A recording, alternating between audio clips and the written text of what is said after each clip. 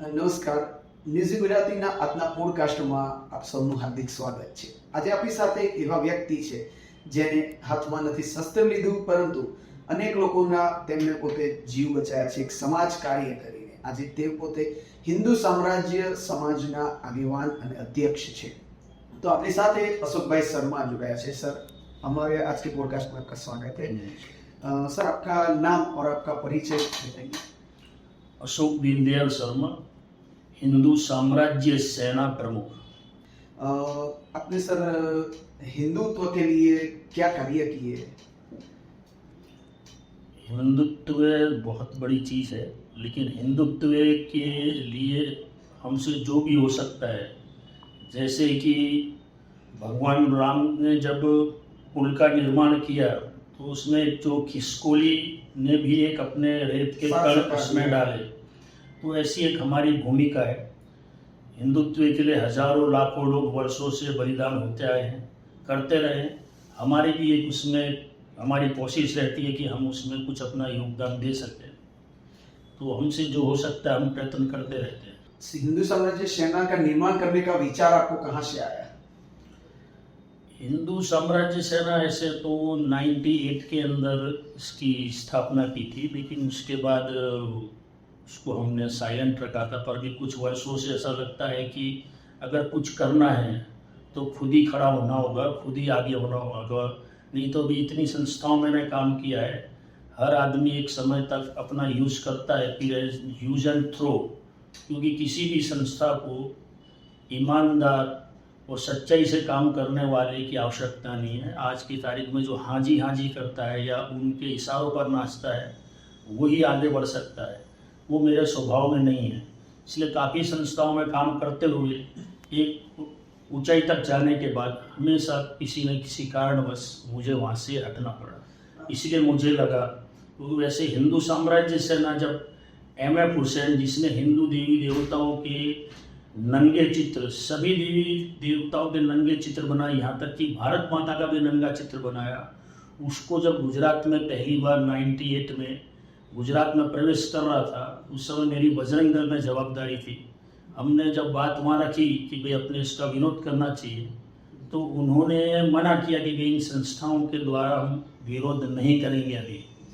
तब मैंने कि भाई हमको ये कार्य करना है, तो एक नाम मन में आया. तो उस नाम से मैंने हिंदू साम्राज्य सेना, उस नाम से मैंने M.F. हुसैन को गुजरात में घुसने के प्रतिबंध जाहिर किया, और उसमें हम सफल हुए. हमने उसको गुजरात में नहीं घुसने दिया. बजरंग दल में आपने क्या क्या कार्य किए थे? बजरंग दल में ऐसा है कि बजरंग दल अगर बोलो तो कर्णावती महानगर में अगर बजरंग दल की स्थापना के अंदर जो महत्व की भूमिका है, उसके अंदर मेरा पूरा रोल रहा है.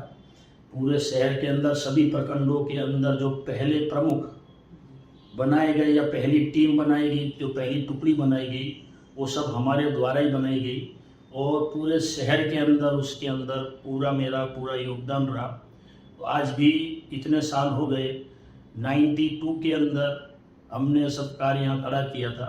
आज भी मेरी पहचान आज भी बजरंग दल से काफ़ी जानी जाती है. प्रशासन में तो आपने बहुत अच्छा काम किया था हिंदू साम्राज्य सेना में. कभी ऐसा कोई केस आया हो जिसमें आपको बहुत मुश्किल हुई हो? ऐसे तो काफ़ी ऐसे केस आते रहते हैं कि जिनके अंदर मुश्किल होती है. जब M.F. हुसैन को भारत रत्न देने की बात हुई 2008 में, तब जिसने भारत माता का नंगा चित्र बनाया उससे भारत रत्न कैसे मिल सकता है? सही बात है. उस समय लेकिन पूरा एक माहौल ऐसा खड़ा कर दिया था कांग्रेस की सरकार में, और लगभग निश्चित हो गया था कि भारत रत्न मिलेगा. और NDA जो पूरे इंटरनेशनल न्यूज़ चैनल है, उसने ऐसा पूरा माहौल खड़ा कर दिया था कि M.F. हुसैन ही उसका मुख्य दावेदार है. उस समय मेरे को मजबूरी में मैंने रिक्वेस्ट की कि जिसने सभी देवी देवताओं के नंगे चित्र बनाए, भारत माता का नंगा चित्र बनाया, उससे भारत रत्न कैसे मिल? एक विकृत चित्रकार है, इसको भारत रत्न कैसे मिल सकता, और आप इसको कैसे इतना मार्केटिंग दे रहे हैं? तब वो लोग नहीं माने. तो मैंने गुजरात की जो उसकी हेड ऑफिस है उसको मुझे तोड़ना पड़ा, और उसके बाद वो भारत रत्न रुका. उसके लिए मुझे 1 महीना अपना घर बार छोड़कर हो रहा, 1 महीने बाद हम अरेस्ट हुए और उसके बाद हम जामीन पे छूटे। कितने दिन के लिए आप अरेस्ट में रखा हुआ? नहीं, हमारी जामीन तो तात्कालिक हो गई थी अरेस्ट होने के बाद, लेकिन उस समय एक माहौल ऐसा खड़ा कर दिया था, पूरा देश नहीं पूरे दुनिया के सभी अखबारों ने उसकी नोट ली थी। अमेरिका, लंदन, सभी दुबई, सब अखबारों में उसकी नोट ली गई थी कि लोकशाही के चौथे स्तंभ पर हमला। तो अभी तक आपने लव जिहाद में कितनी लड़कियों को जिहादी से बाहर लाए हो? अब समझ लो मैं तो 89 से ये सब काम कर रहा हूँ। अभी थोड़ा वो है, लेकिन 89 से लेके करीब हजारों लड़कियाँ हम लाए होंगे। अभी देखते हैं कि डॉक्टर प्रवीण तोगड़िया भी हिंदुत्व के पंथ पे चल रहे हैं आपकी तरह ही। आप तो काफी समय से है, वो भी काफी समय से है, तो अभी उनका मुकाबले पे प्रशासन को क्या करना चाहिए? वो जो कार्य कर रहे हैं उनके मुकाबले से प्रशासन को क्या करना चाहिए? नहीं, प्रवीण भाई तोगड़िया तो एक समय प्रशासन के साथ ही थे। हाँ, हमने भी उनके साथ काम किया है। हाँ, तो आज वो अपना एक अलग संगठन बनाकर कर रहे हैं, अच्छा कार्य कर रहे हैं। तो उनको आगे कार्य करते रहना, अपनी शक्ति बढ़ाते रहना चाहिए। जितनी शक्ति बढ़ेगी उतना अच्छा हम कार्य कर सकेंगे। अभी आपके संगठन में कितने लोग आपके साथ हैं? अभी जैसे मैंने बताया कि भाई मैं संगठन को अभी एक्टिंग किया है, मैं बीच में अलग अलग संगठनों में काम करता रहा और इसकी स्थापना 98 में हुई थी, लेकिन अभी मैं उसको एक्टिव कर रहा हूँ। तो मुझे लगता है पहले था कि भाई अपने इतने हिंदू संगठन क्यों, हाँ, तो वो हिसाब से मैं सबकी बातों में आके, लेकिन मैंने देखा कि कहीं भी एक मुकाम तक आने के बाद अपने पर शिकंजा उनका कस जाता है कि भाई आप अब आगे नहीं करेंगे, हम जो बोलेंगे वही करना पड़ेगा। तो हम कितनी चीज़ों का हमको समाधान करना पड़ता था। अब मेरे स्वभाव में वो है नहीं। अब मुझे फिर से लगा कि भी अपना ही अपने दम पर कुछ करना चाहिए, तो हिंदू साम्राज्य सेनाओं को फिर से एक्टिव किया है। जैसे कि देखते हैं अपने समाज के अंदर अभी समाज की हालत तो बहुत गंदी हो गई है। जो लड़कियां लव जिहाद के अंदर जानबूझ के फंसती है, पहले दोस्ती करती है, फिर उसके बाद आगे सब कुछ वो लोग अपने हिसाब से करते हैं, उस तरह लव जिहाद में लड़कियां फंसती है। वो एक समाज का गंदा कीड़ा हो चुका है, तो उसके मुताबिक आप क्या कहना चाहेंगे? वो पहले कि हमारी संयुक्त कुटुंब प्रथा थी, वो धीरे धीरे तोड़ दी गई। स्वतंत्रता भी पहले काफ़ी हो गई। मोबाइल जैसे दूषण भी हो गए। मोबाइल में सभी तरह की चीज़ें परोसी जाती है और उसके अंदर से करके जो उनकी एक जो उम्र होती है, जब वो जवानी की ओर कदम बढ़ाती है, तब उनकी मानसिक स्थिति ऐसी होती है, उसका लाभ लेकर ये लोग उसका लाभ लेकर उनको अपने जाल में फंसाते हैं। वो एक समय ऐसा होता है कि उनको घर पर सही मार्गदर्शन मिले, स्कूल में सही मार्गदर्शन मिले, धर्म के प्रति उनको किया है, परिवार से उनको थोड़ी प्रेम और हूंफ मिले, परिवार उनकी ओर ध्यान दे कि वो क्या कर रहे हैं, तो इन समस्याओं को कम किया जा सकता है। ये उसका गैर लाभ उठाकर वो लोग एक पूरे योजनाबद्ध एक षड्यंत्र के रूप में उनको फंसाते हैं। तो वो उनका एक षड्यंत्र होता है, उसका है वो अपना उसमें उनको फंसाने के लिए पूरी कोशिश करते हैं और ये उसका हिस्सा बन जाती है। तो अभी हमारे माध्यम से आप कोई लड़की लव जिहाद के अंदर ना फंसे, क्योंकि अपने हिंदू भाइयों बहुत सारे हैं, तो उस तरह से लव जिहाद के अंदर ना फंसे, उसके लिए आप लड़कियों के और लड़कों के दोनों के माँ बाप को क्या करना चाहेंगे? उसी के लिए कि माँ बाप को कि हमारी बच्ची कहाँ जाती है, सिर्फ स्कूल भेज दिए, कॉलेज भेज दिए और हमारी जवाबदारी पूरी हो गई, ऐसा न करके वो कहाँ जाती है, किन लोगों से मिलती है, उसको कोई तकलीफ है, उसको प्रेम से बिठा के उसके साथ 1-2 घंटे घर परिवार में बातचीत हो, एक परिवार का माहौल हो। उसको ऐसा नहीं लगना चाहिए कि मेरे परिवार से मुझको प्रेम नहीं मिल रहा है और प्रेम की तलाश में दूसरे लोगों को अपना सब कुछ दे बैठे। उसके लिए घर के लोगों की भी एक जवाबदारी बनती है, समाज की भी जवाबदारी बनती है और हमारे जैसे जो संगठन है उनकी भी जवाबदारी बनती है कि इस तरह का कहीं कुछ चल रहा है तो हम उस षड्यंत्र का पर्दाफाश करें। और लगातार सब संगठन करते भी हैं, कार्य है, लेकिन अभी बहुत ज़रूरत है। अभी जो है उतना उपयुक्त नहीं है और काम करने की ज़रूरत है। कभी कभी माँ बाप का प्यार प्रेम नहीं मिलता है तो लोग बाहर प्रेम ढूंढने जाते हैं और वो तो एक षड्यंत्र, वो तो ऐसा ढूंढते ही रहते हैं कि एक को फंसाया उसके द्वारा फिर दूसरों को फंसाया और एक को कड़ी बनाकर फिर उसको चैन को बढ़ाते रहते हैं। और उसके लिए जैसे कि वो झिंगुर बाबा के कौन से बाबा है पकड़े, वो लोग उनको खर्चा देते हैं, विदेशों से फंड आता है और उस फंड के द्वारा वो लोग ऐसे कि लड़कियों को, जो पढ़ी लिखी लड़कियां हैं जो है, उनको अपने वो करो, वो थोड़ी स्वतंत्र होती है, स्वतंत्र विचारों की होती है, तो उनको अपनी ओर आकर्षित करते हैं।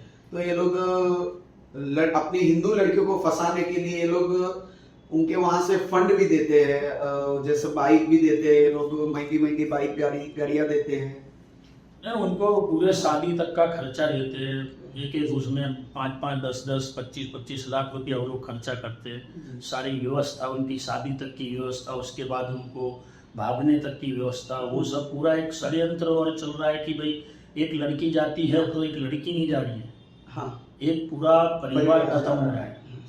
और वो जो यहाँ है वहाँ जाकर वो समझ लो उसके बाद उसकी कोई जिंदगी नहीं है, कुछ दिन उसको यूज करते हैं, उसके बाद उसको फेंक देते हैं, क्योंकि वो जितने भी होते हैं लगभग शादीशुदा ही होते हैं। हाँ। ये दूसरी तीसरी चौथी इस तरह से उनको करते हैं, बाद में उनका उपयोग करके उनको गलत धंधों में डाल देते हैं, विदेशों में बेच देते हैं, इस तरह का पूरा एक, या फिर उनको आतंकवादी गतिविधि में ढकेल देते हैं। इस तरह का पूरा एक षड्यंत्र उनके साथ होता है। उससे बहुत जागरूक होने की जरूरत है। अभी जो जागृति बहुत कम है, उसको और फैलाने की जरूरत है और इसमें भी काफी काम करना बाकी है। ये लोग ऐसा भी कुछ करते हैं कि जिसको लैंड जिहाद बोलते हैं, असानदारा बोलते हैं, कि हिंदू एरिया के अंदर विधर्मी लोग नहीं आ सकते हैं। तो वो फिर उनका ऐसा आता है कि उनको भी अपना विस्तार बढ़ाना रहता है।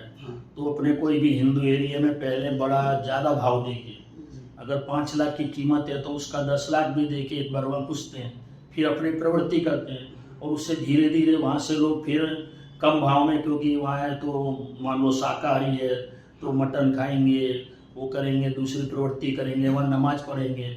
उस तरह से उन विस्तारों को धीरे धीरे फिर एक बार 5 लाख का 10 लाख देने के बाद में 1 लाख में फिर सब खरीदेंगे, ऐसे करके। और एक षड्यंत्र है वो भी, वो उसको लैंड जिहाद जिसको नाम दिया है, वो उस तरह का उनका एक षड्यंत्र है। सरकारी जमीनों पे कब्जा करना, वहाँ मस्जिद बनाना, वहाँ मजार बनाना, ऐसे करके अपना वहाँ विस्तार शुरू करना।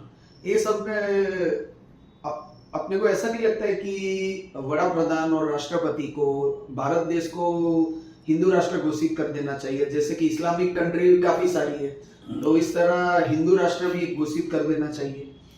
क्योंकि हम अभी तो जो हमारी सरकार है वो हिंदुत्व के लिए आई है, हिंदुत्व के नाम से आई है और हिंदुओं के वोटों से आई है।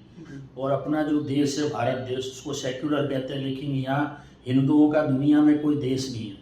हम भी भारत के अंदर बहुमती है, पूरे देश पर एक नेपाल एक हिंदू राष्ट्र था, वो भी खत्म कर दिया, उसको भी सेक्युलर बना दिया है। तो हिंदुओं के लिए पूरी दुनिया में कोई देश नहीं है।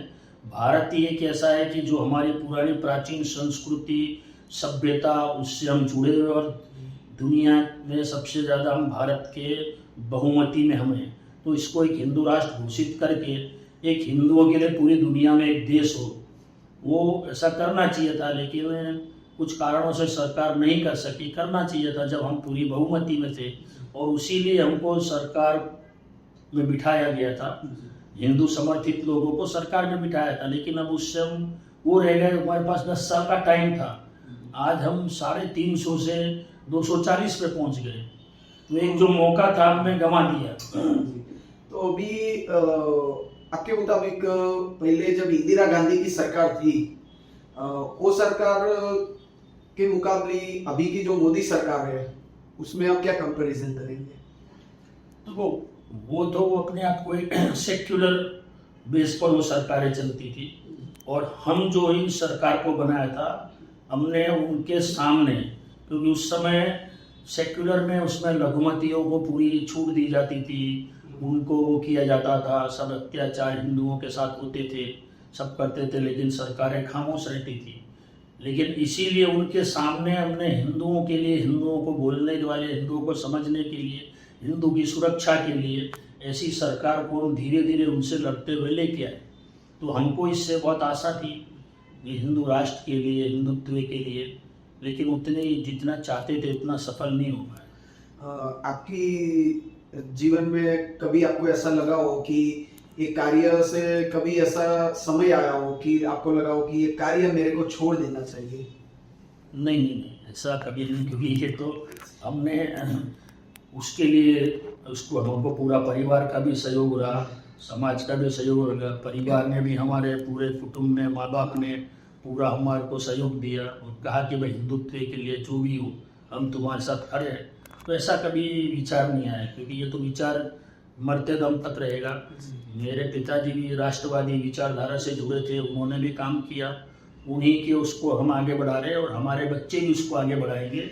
इससे हटने का तो कोई सवाल ही नहीं पैदा। जिस समय आप पहले दूसरे संगठन में थे और अभी भी जो संगठन में आप काम कर चुके हो, उसमें कभी आपके साथ ऐसा बना हो कि आपके इस संगठन के लोग ने आपको कभी आगे बढ़ते हुए रोका हो? नहीं, कभी कभी कोई संगठनों में होता है, कभी कभी ऐसा होता है कि अपने आगे बढ़ते हैं तो कोई अपने को गिराने के लिए बहुत कुछ ऐसा षड्यंत्र रचते हैं। उसमें क्या होता है कि कोई भी संगठन होता है, उस समय जो उसका मुखिया है वो उस संगठन का सर्वे सर्वा होता है। अब उसके हिसाब से ही या तो आप चलोगे और नहीं चलोगे तो आपको उससे हटना पड़ेगा। तो ये लगातार होता रहता है, क्योंकि अमुक समय पर हम लोगों को लगता है कि भाई ये गलत हो रहा है और उनको लगता है उनके हिसाब से सही हो रहा है, तो उससे एक वैचारिक मतभेद पैदा होता है। हमको लगता है कि भाई कार्यकर्ता है तो कार्यकर्ता अगर अपना सब घर बार छोड़ के काम कर रहा है तो कार्यकर्ताओं के लिए संगठन को सोचना चाहिए, उसके दुख तकलीफों के लिए विचारना चाहिए। उन मुद्दों को लेकर जब हम उनके पास जाते हैं तो उनका ऐसा होता है कि कार्यकर्ता तो बहता प्रवाह है, ये तो आएगा और जाएगा, मैं बोलूँ ऐसा होगा। हाँ, तुम अपना डेवलपमेंट करो। तो हमने कभी भी अपने डेवलपमेंट के लिए नहीं, अपने प्रतिष्ठा के लिए नहीं, अपने पद के लिए हम कभी नहीं रहे। हम हमेशा कार्यकर्ताओं के प्रश्नों के लिए लड़े, हिंदुत्व के लिए लड़े, विचारधारा के लिए लड़े। उसको लेकर हमेशा ऊपर के अधिकारियों से हमारी अनबन रही और उसका परिणाम स्वरूप हमको कितनी बार संगठनों से बाहर होना पड़ा। अभी आप हमारे माध्यम से पब्लिक को कैसे आपके साथ जुड़ना चाहेंगे? पब्लिक है कि भाई जो भी आज है, कथनी और करनी में फर्क नहीं होना चाहिए, क्योंकि पब्लिक को कथनी और करनी दोनों देखनी चाहिए। पब्लिक भी है, अपने अनुभव से उन लोग को, ऐसे लोगों को लाना चाहिए कि जो संघर्ष कर कर आज देश के लिए, धर्म के लिए, हिंदुत्व के लिए लड़ रहे हैं। तो पब्लिक भी सब जानती है, पब्लिक भी सब देखती है। तो उनको आज की व्यवस्था कैसी हो गई है कि भी एक जो बड़ा संगठन है या बड़ी पार्टी है, तो उनको ऐसा लगता है कि भी अकेला आदमी क्या करेगा, तो वो उस तरफ झुकती है। और वो लोग भी, संगठन और पार्टियां भी ऐसा बताती है कि भी अकेला आदमी क्या करेगा, लेकिन अकेला आदमी भी कुछ भी कर सकता है, अकेला आदमी ही से ही सब बनता है। पहले कोई भी शुरुआत अकेले आदमी से ही होती है। जैसे कि संघ है तो डॉक्टर हेडगेवार से 5 आदमियों से शुरुआत हुई, आज विश्व का बड़ा सबसे बड़ा संगठन है। जैसे भी भारतीय जनता पार्टी भी है तो 5 लोगों से शुरुआत हुई। या दूसरे कोई भी संगठन है तो 5-10 लोग, विश्व हिंदू परिषद है तो पहले 25 लोगों ने शुरुआत की, आज बड़े बड़े संगठन हैं। तो ऐसा नहीं, कथनी और करनी में फर्क नहीं होना चाहिए।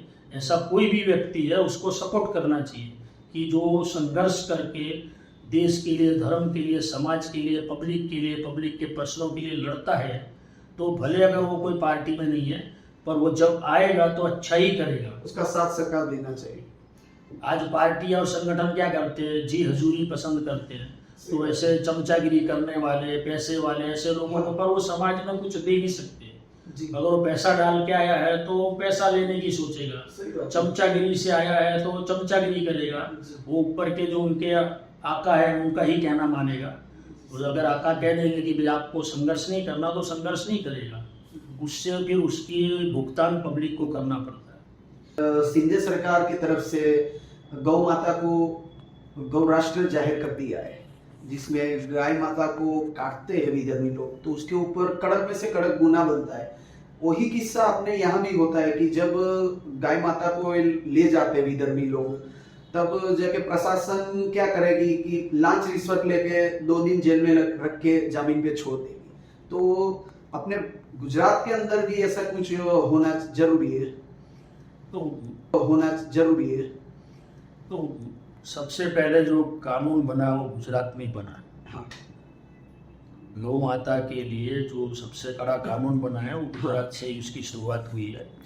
लेकिन जैसे कि महाराष्ट्र में जो उस समय गौ माता को राज्य माता जाहिर किया गया वो सिर्फ एक राजनीतिक वो था। आज भी पूरे देश में से सबसे ज़्यादा गुजरात में से भी जो होके गाई जाती है वो महाराष्ट्र में ही जाती है जी। तो कहने का मतलब जो भी कानून है उसका कड़क अमल हो। वो जैसे उन्होंने किया है तो उनको कैबिनेट में पास करके अभी उसको विधानसभा में पास करना चाहिए। उन्होंने इलेक्शन में डिक्लेयर किया हाँ। लेकिन उसको विधानसभा में पास करके उसको राज्यपाल की मंजूरी करके राष्ट्रपति की उसको मंजूरी लाएंगे तब वो कानून बनेगा। लेकिन वो जहाँ जहाँ भी हम हैं कि हम गाय माता के गुजरात का भी हमारा जो सबसे पहले केशुभाई की सरकार बनी गाय माता के मुद्दे पर ही बनी थी। उस समय गीताबेन रामबिया की हत्या हुई थी गोरक्षक की और उसको पूरे गुजरात के अंदर हमने आंदोलन खड़ा किया था। और पहली जो हमारी केशुभाई की सरकार 95 में बनी है उसमें गोरक्षा सबसे बड़ा मुद्दा था। तो वो हमको और उसी मुद्दों पर हम लोग संसद तक पहुँचे। संसद के अंदर भी आज हमारी सरकार है उसमें गोरक्षा भी एक बड़ा मुद्दा है। तो आज हमारे को केंद्र सरकार को ही अब तक इसको गौ माता को राष्ट्र माता केंद्र सरकार को ही डिक्लेयर कर देना चाहिए। पूरे भारत जो अब तक नहीं हुआ है तो पूरे देश के अंदर उसका अमल होगा। अब जैसे कि इन्हें भले वो किया है लेकिन जहाँ जहाँ भी भारतीय जनता पार्टी की सरकार है वो कम से कम वो राज्य सरकार है गाय माता को राज्य माता जाहिर कर सकती है और करना चाहिए। इससे द्वारा केंद्र पे दबाव आएगा। आज महाराष्ट्र ने किया है, गुजरात करे, हिमाचल उत्तराखंड करे, यूपी करे। अब ऐसा होगा तो पूरे दबाव आएगा और केंद्र सरकार को भी उसमें एक रास्ता खुलेगा कि उसको राष्ट्रमाता पूरे देश की राष्ट्रमाता जाहिर की जाए। जैसे अभी एक मुद्दा और भी संसद के अंदर उठा था लाउड स्पीकर का, जो कहीं दूर तक ये मुद्दा चला हुआ था कि सुबह में 5 बजे ये लोग नमाज के टाइम लाउड स्पीकर चालू कर देते हैं जिससे आसपास के लोगों को कहीं हद तक की परेशानियां होती है।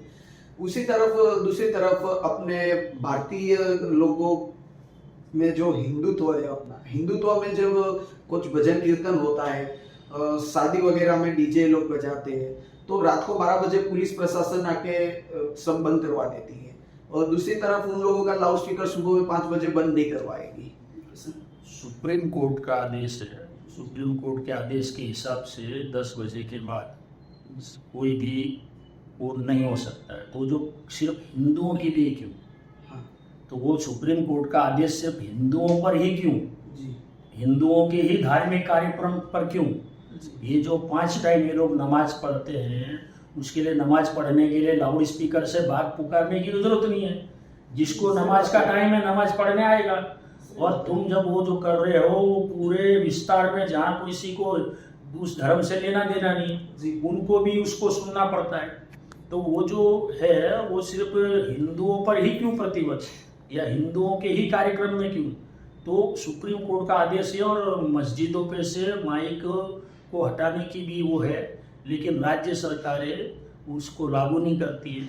अमुक जगह खाली दिखावा करते हैं। वो लागू करना चाहिए पर वोट बैंक और घर्षण के हिसाब से डर के वो उन पर लागू नहीं करते। वो उन पर लागू करना चाहिए। वो सिर्फ हिंदुओं के धार्मिक कार्यक्रम पर ही उसको लागू, क्योंकि हिंदू सहनशील प्रजा है। हाँ। वो सहन करती है तो सारा जो है दबाव हिंदुओं पर ही होता है।